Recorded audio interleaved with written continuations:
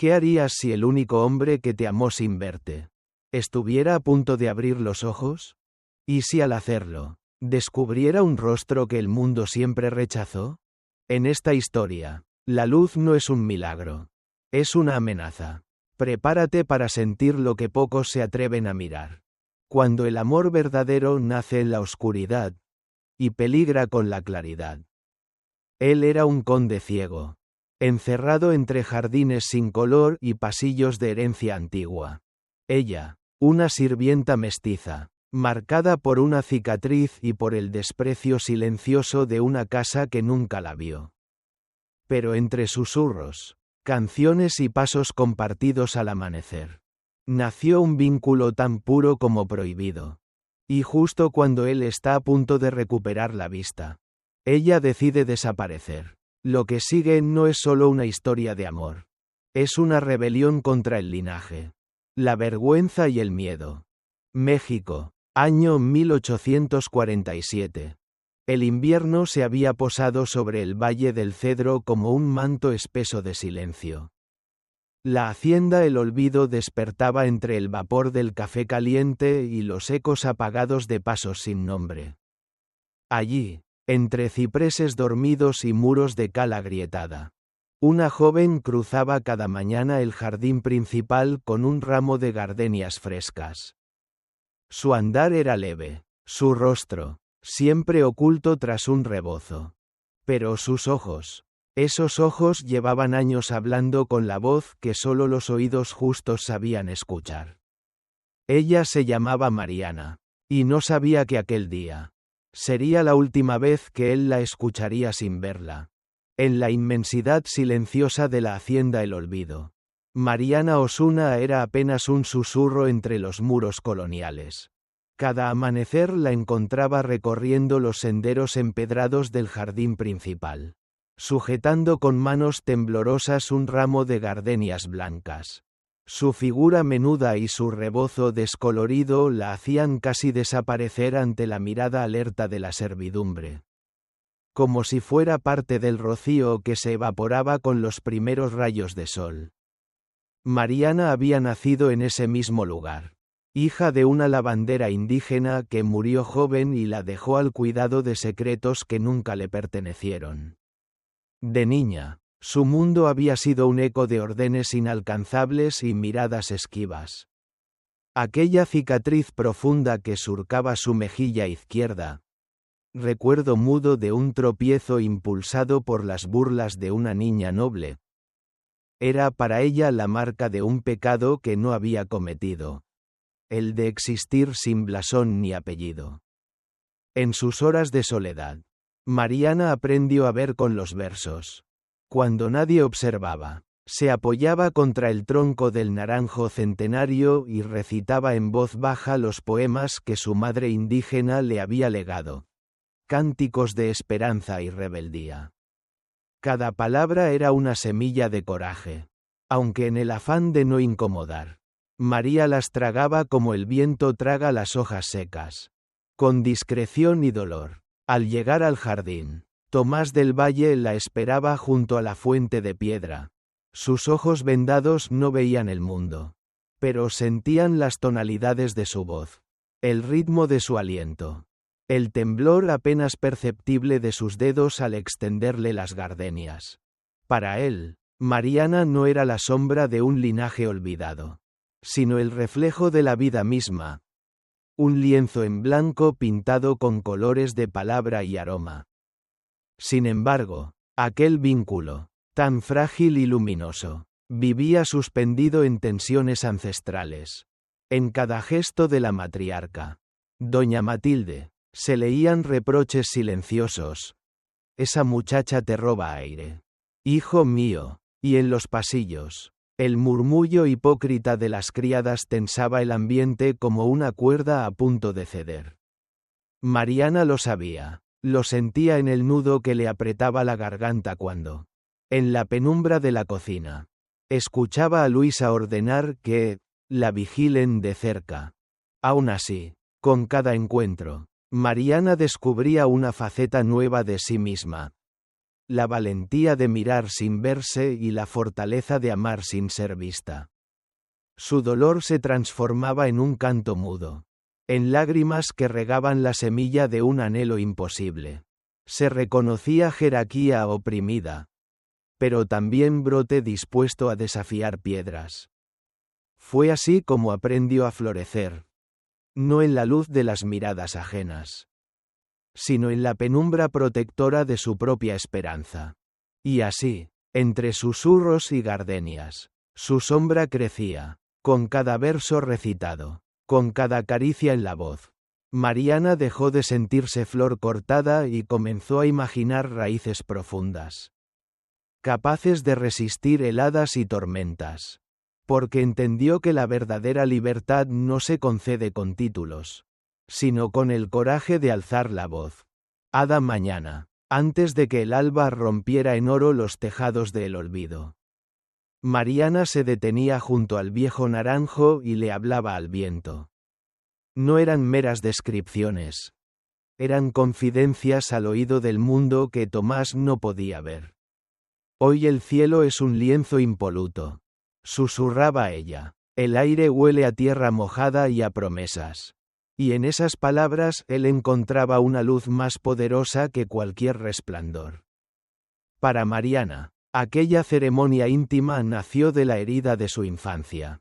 Recordaba el día en que, perseguida por risas crueles, se había refugiado bajo la lluvia, temblando y sola. Desde entonces, entendió que su voz podía convertirse en un puente, si las miradas la rechazaban. Sus palabras podían abrazar el alma.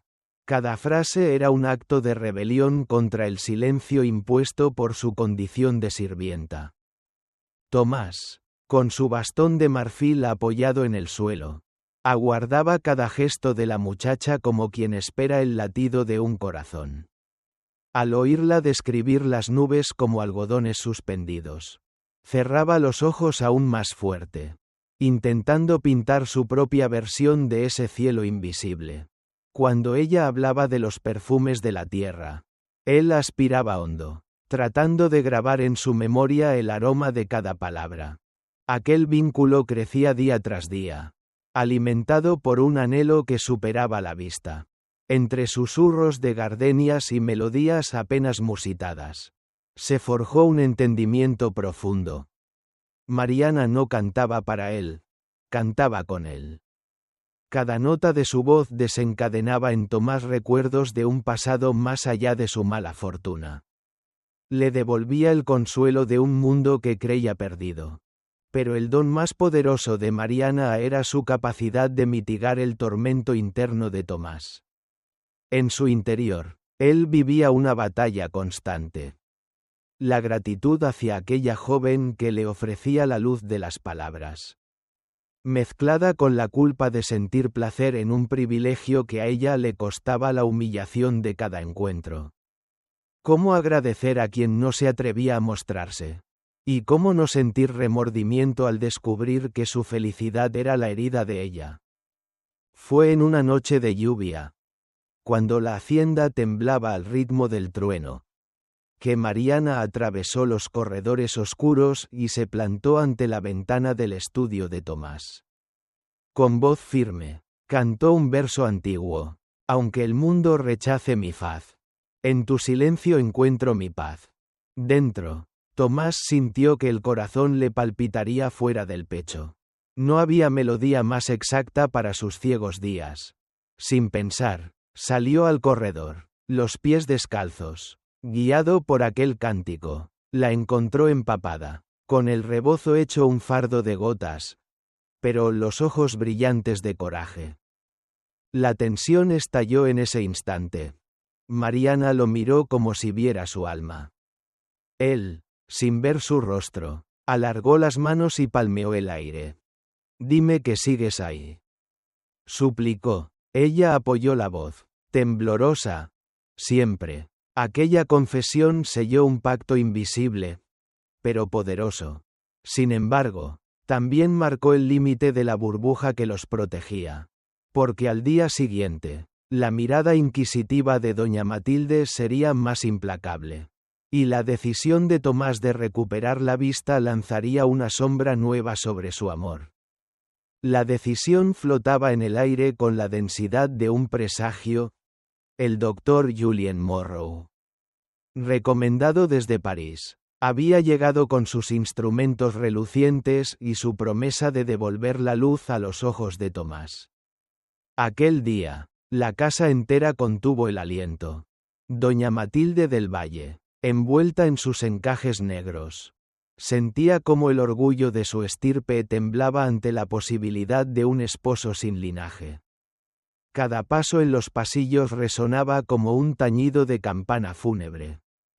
Mariana lo supo antes de verlo, porque al pasar frente al salón principal, encontró a Luisa y las cocineras con rostros pálidos, y escuchó el eco de una orden apenas susurrada: si él recobra la vista. No quiero que la encuentren juntos. El corazón le dio un vuelco. Un golpe seco que la arrancó de la fugaz esperanza. Sintió el peso de su apellido ausente, más opresivo que cualquier venda. Esa noche, bajo la tenue luz de un quinqué, Mariana escribió por última vez en su cuaderno de tapa gastada. Cada trazo era un sollozo envuelto en tinta. Recordó la primera vez que Tomás le pidió describir el cielo y cómo su voz tembló al pronunciar infinito. Hoy, ese infinito amenazaba con revelar su cicatriz, la herida que llevaba tatuada en la mejilla y en el alma. Si él la viera, ¿la reconocería? ¿O se desvanecería ante el espanto de la diferencia? Mientras tanto, Tomás ensayaba su decisión en silencio. En su cuarto de vendajes y reflejos de luz mortecina, acariciaba la venda que cubría sus párpados. Pensaba en las historias de su abuelo, en los retratos de sus ancestros colgados en el gran salón. Rostros altivos con barbas rizadas y miradas escrutadoras que jamás aceptarían a una sirvienta como noble compañera.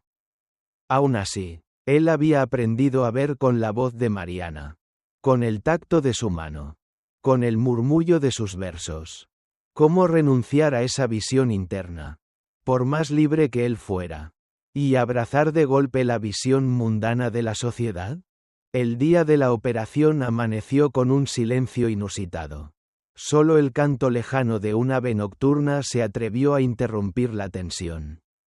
Mariana se presentó en el jardín a su hora habitual, pero no había rastro de Tomás. En su lugar, halló el cuaderno, ese relicario donde había bordado su historia, apoyado sobre el banco de piedra. Sobre la primera página, una nota breve: si mis ojos se abren y tú no estás, perderé todo lo que nunca tuve. Sus manos temblaron al leerlo. Sintió la traición de la esperanza.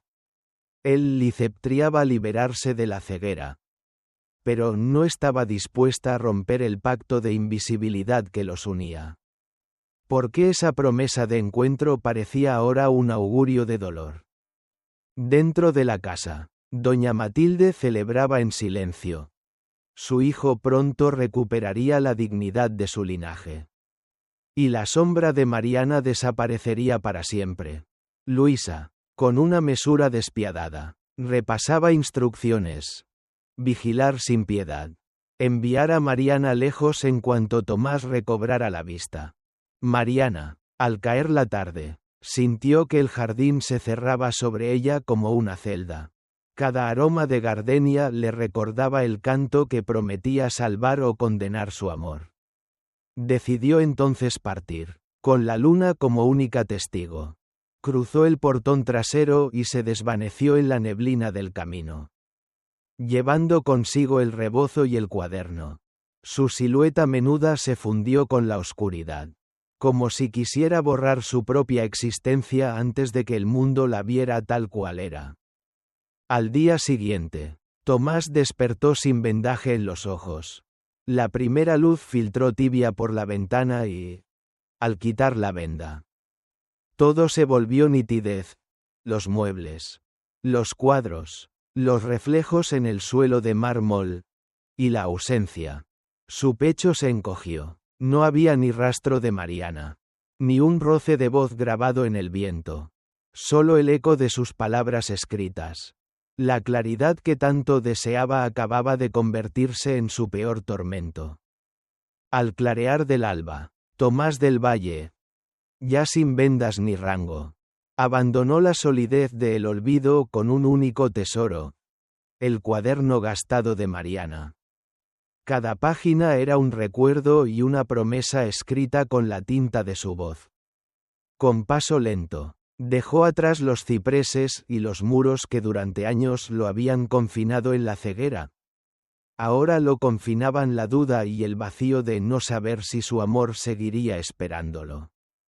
Los primeros kilómetros los recorrió a pie, con el polvo adherido a las botas y el corazón encogido de temor. ¿Cómo encontrarla sin sus descripciones precisas? ¿Sin sus versos que guiaban su tacto? El mundo que ahora veía estaba lleno de sombras que antes no existían. Las fachadas de pueblos olvidados. Los rostros curiosos de quienes no creían en un conde sin título. La indiferencia de las plazas silenciosas. A cada paso, Tomás recordaba la melodía de su voz recitando el verso. No es la luz la que da vida, sino el alma que enciende la llama. Pero aquel fuego amenazaba con consumirse en la distancia. La primera parada fue un caserío minúsculo junto a un arroyo. Allí preguntó a un anciano sentado en la puerta de su choza: ¿ha oído cantar a una joven que no deja ver su rostro? El viejo lo miró con desconfianza y, tras un largo silencio, murmuró: quizá hables de la que canta a la Virgen en la capilla abandonada. Con renovada esperanza, Tomás siguió el cauce del arroyo, sintiendo en cada piedra las huellas de su determinación. Al llegar a la capilla de adobe, casi en ruinas, el sol caía a plomo. Entró con reverencia. Bancos carcomidos, polvo flotando en haces de luz, y un silencio que dolía. Y entonces la escuchó. Era un susurro al borde de la oración. Una voz que temblaba y se alzaba con humildad. «¿Mariana?», murmuró él, con la voz rota. Ella se detuvo. Un suspiro creció en el aire. Sin voltearse, contestó con el corazón: «¿Tomás?». El reencuentro fue un tumulto de emociones. Gratitud, culpa, vergüenza y un anhelo irrefrenable. Mariana bajó la cabeza, sintiendo el peso de haber huido. En sus manos temblorosas sostenía un puñado de gardenias secas, testigos marchitos de su esperanza. Tomás, con lágrimas en los ojos que por primera vez no eran invisibles, alargó la mano y tocó la madera agrietada del banco. «Regresé por tu voz. No por un título, pero temí no hallarte». Ella cerró los ojos. El nudo en su garganta se aflojó. «Corrí para salvar tu decisión de verme. Pensé que el amor sobreviviría mejor en la oscuridad». Pasaron horas hablando a media voz, compartiendo el pan duro que él llevaba de su viaje y el agua fresca de un cántaro viejo.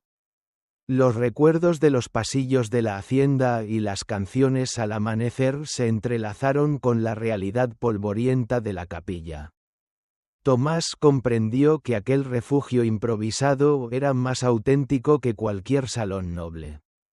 Mariana, al exponer su miedo a mostrarse, mostró también su fuerza al elegir el anonimato antes que la humillación. La noche cayó sin necesidad de velas.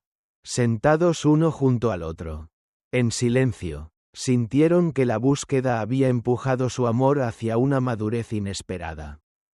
Tomás tomó el cuaderno y leyó: «Si mis ojos no te reconocen, que mi alma no olvide tu canto». Con voz baja, añadió: «No necesito verte para saber quién eres, pero deseo aprender a mirarte con mis ojos nuevos». Ante esa confesión, Mariana entendió que su viaje conjunto apenas empezaba. La cicatriz en su rostro ya no era un motivo de fuga, sino la huella de su coraje. Se levantó y con paso firme lo condujo a la puerta de la capilla. Afuera, el viento nocturno llevaba aromas de eucalipto y tierra mojada. Juntos, bajo la bóveda estrellada, trazaron un rumbo. Regresar a el olvido. No como conde y sirvienta, sino como dos almas dispuestas a enfrentar el mundo codo a codo. La primera luz del alba devolvió al Valle del Cedro un murmullo de esperanza. Tomás y Mariana cruzaron juntos el umbral del olvido, ya no como las sombras furtivas de antaño, sino como dos seres decididos a reclamar su lugar bajo el mismo cielo que ella tanto describió. Detrás de ellos, los muros coloniales parecían suspirar, reconociendo que la verdadera nobleza no reside en escudos ni apellidos, sino en la valentía de amar sin barreras. Doña Matilde, vestida aún de luto, observó desde la galería. Sus ojos, antes duros como hierro forjado, asomaron una rendija de curiosidad. Cuando el par se detuvo frente a ella, Tomás, con la voz firme y sin rastro de títulos, habló: «Madre, he visto el mundo con mis ojos nuevos y he descubierto que lo que más ansiaba nunca estuvo en un retrato ni en un escudo. Está aquí, en mi mano». Extendió el cuaderno de Mariana como un estandarte de su decisión. En él, versos grabados con lágrimas y esperanza. El testimonio de un amor que nació en la oscuridad y creció entre los silencios. Mariana, con el pecho henchido, dio un paso al frente. Sonrió sin temor, dejando al descubierto la cicatriz que siempre ocultó. En ese instante, la casa entera, sirvientas, jardineros y capataces, contuvo el aliento. No era la imagen perfecta que el linaje exigía, pero era la verdad encarnada. Una mujer que florecía pese a las piedras. Doña Matilde bajó del mirador con la rigidez de quien teme traicionar sus convicciones. El viento barrió los jardines, como llamando al cambio. Durante un largo silencio, madre e hijo se miraron. Finalmente, ella asintió, despacio, con la dignidad aún intacta, aunque flaqueando en el alma. Su voz, melancólica, apenas fue un susurro. Haced con vuestra vida lo que creáis justo. Así, sin un fasto deslumbrante ni un séquito de aristócratas, Tomás y Mariana celebraron su unión en la pequeña capilla de adobe, rodeados de los humildes rostros que un día cobraron valor gracias a su amor. Las gardenias volvieron a florecer en el jardín principal, esta vez plantadas por manos que sabían el precio de cada pétalo.